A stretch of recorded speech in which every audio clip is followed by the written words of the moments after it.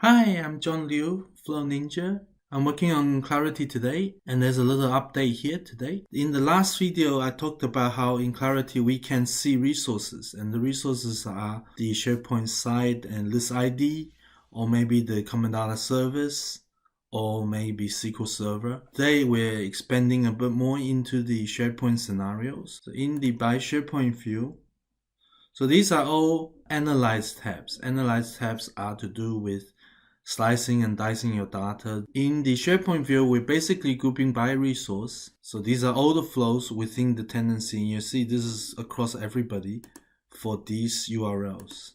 So we have a whole bunch of them. Let me see if it's something that's not by. So here we go for clients.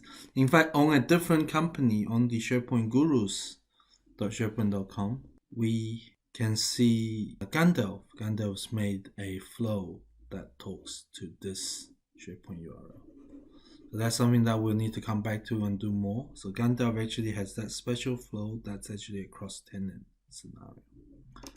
We need to come back to that in the future, but right now, what we wanted to look at a bit more was this thing that came up. We have a bunch of flows that are called dynamic value. Initially, I thought, is something broken with my scanner? What is this dynamic value?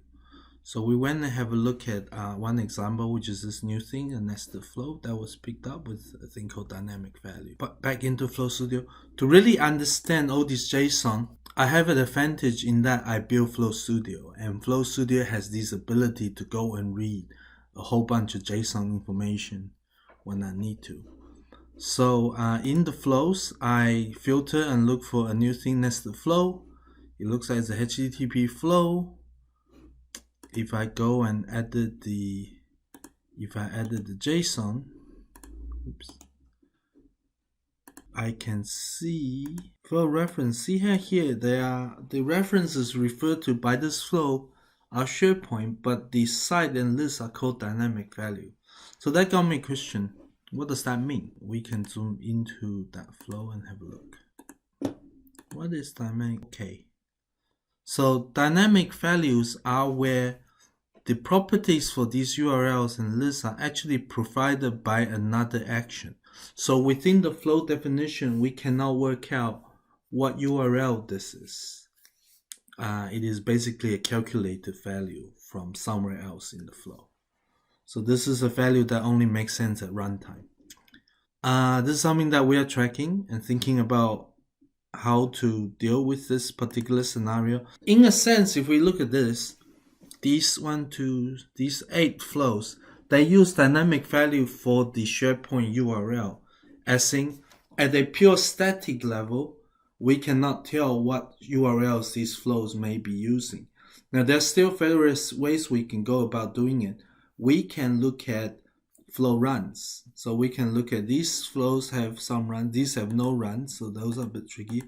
But these ones have runs.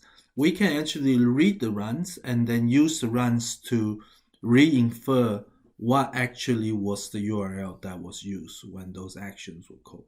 So that is possible. It is more work. But I think at the bare minimum, every dynamic value immediately need to be flag critical, and will need the maker to immediately volunteer what set of URLs are expected to be used. So that's probably something that we have to add to the form. So the form that a maker will use to access and fill in additional information regarding these flows, I think a maker needs to manually specify, for these flows, we expect the URLs that are used to be, this set. Just interesting governance challenges when we start to look at flows. You look at it statically, what the definition look like, but also need to consider what happens at runtime. Flows can have variable URLs, and this is something that Clarity picked up. So it is a new problem that we noticed and started thinking about how we would deal with this. There's both a maker approach to it as well as an automated approach. Both were thinking. Let me know, what do you think? What are some of your ideas? Because I think these are interesting governance challenges. Like at the governance level, as we're looking at all the flows across the organization, how should dynamic SharePoint URLs be treated? And think about that broader as well, like what if it's a dynamic CDS reference or it's a dynamic SQL connection string? How should those be treated? Alright, that's all for this short video, which is covering the SharePoint view, so the group by SharePoint resources by different URLs, as well as a quick discussion on what dynamic value is and how maybe we should tackle this in the future. And that's all for this video. Like and subscribe. You can request a demo through powerclarity.app/request/demo. Bye!